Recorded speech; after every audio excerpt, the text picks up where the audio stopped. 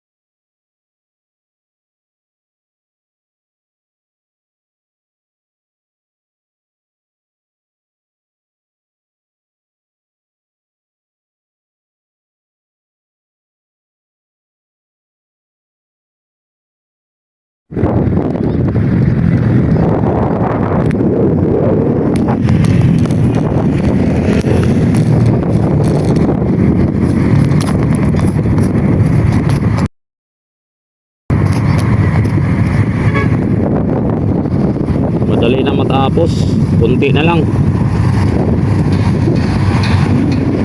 Grabe tas ng ano na yan, no? Lifting machine nila, lifting crawler pa. Grabe, napakataas po mga kabayan.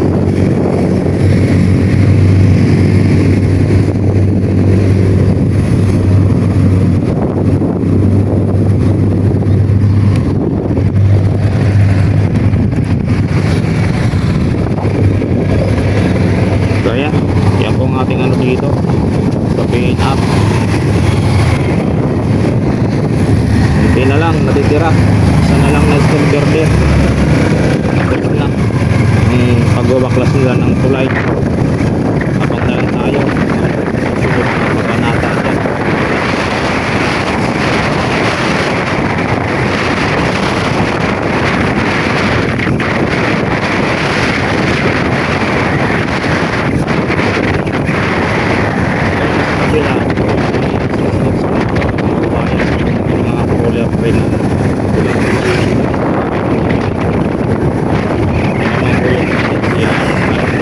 Ano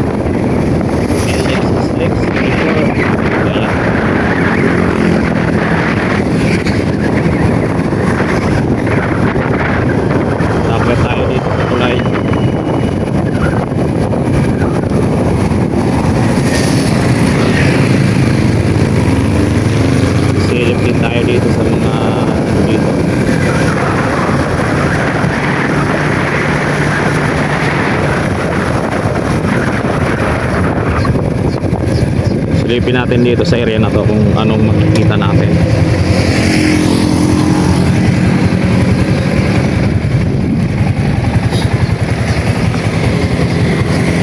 Ayan po siya. So ano naman dito, ano na dito, malinis. Tsaka lalo na yung mga dating basura dito natanggal na.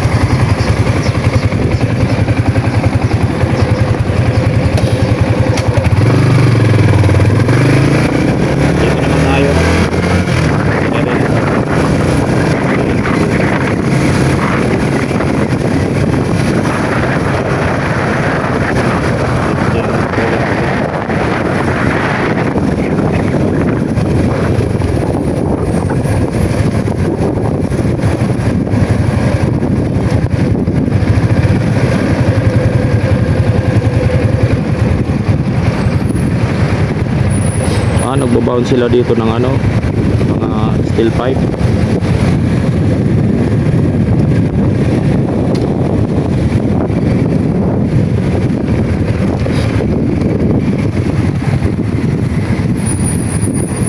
Nagbabound sila ng mga steel pipe. O ayan o.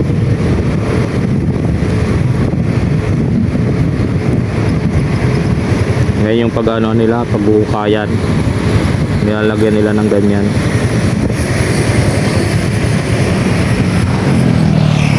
Para hindi magano yung lupa, hindi gumuho. Ito yung dating tulay dito na maliit, ano ng railing. Yun naman yung boring machine nila. So ito po yung update natin dito, mga kababayan, sa PNR NCR dito sa Pandacan at saka Santa Mesa, doon sa may tulay kaganapan.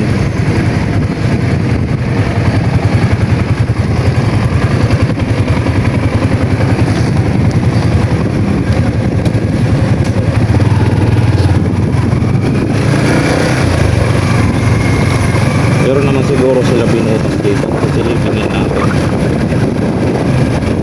kung may bagong bukas sila dito.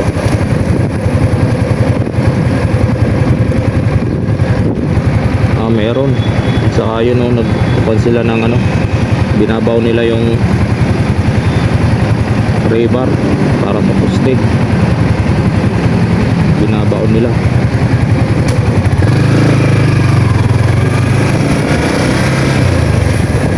So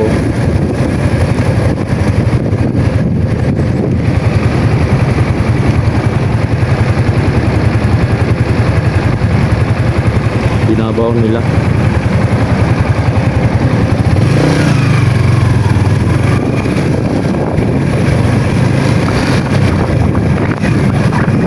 Binabaw sila na rebar isa.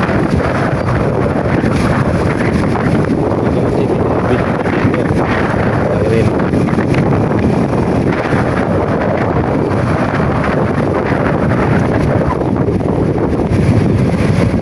binaon na dito eh. Ayan o, na may takip. Yan na yan.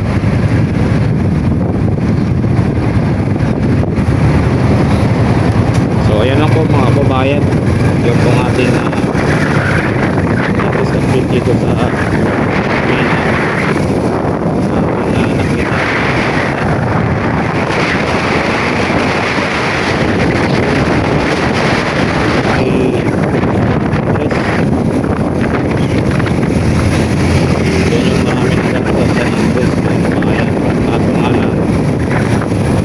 Nagpapalipad tayo na dyan, wala na signal, nag-lose connection na talaga kahit mababa pa lang, kahit malapit pa lang yung lipad, nawawala na yung signal nya.